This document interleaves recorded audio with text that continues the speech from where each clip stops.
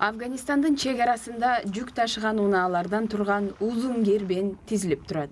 Абдулла бүгүн Панжабтан кетип жатат. Анын үй бүлөсүнүн 22 мүчөсү ушул чоң унаанын ичинде. Алардын 20сы Пакистанда төрөлгөн. Мен абдан капаланып, ачууланып жатам.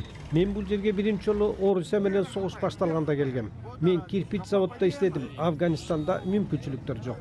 Өкмөт бизди жөн гана чыгып кеткиле деди. Алар менин үйүмдү тинтип, уулдарымды кармап кетти. Абдулла үй бүлөсүнүн бардык мүчөлөрүнүн ID карталарын сууруп чыкты. Бул расмий документтер болуп саналат. Эми болсо анын үй бүлөсү эмеректер жана отун жүктөгөн унаалар бараткан жолду карап баратышат.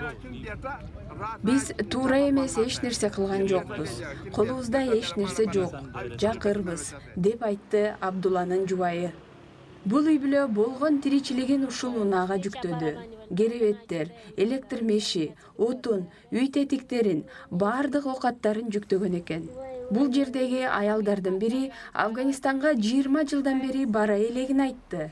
Артка кайткан соң аларды кандай жашоо күтүп жатканын билбейм дейт ал.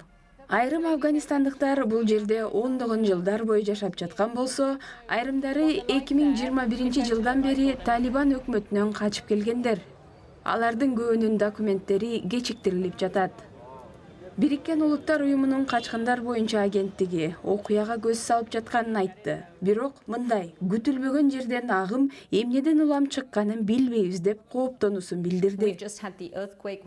Жакында эле катуу жер титирөө болду. Бул өлкөдөгү абалды ого бетер оорлоштурду. Анын үстүнө кыш мезгили келе жатат. Ансыз да кыйроо алдында турган өлкөгө азыр кайтып баруу туура эмес. Көп сандагы адамдар кайтарылып барса мекенине, Афганистанда гуманитардык абалдын азыркыдан да начарлап кетишин каалабайбыз. Кайтып келгендер утурумдук лагерлерде жайгаштырылат. Талибан өкмөтү аларга кызмат таап берүүгө аракет кыларын билдирди.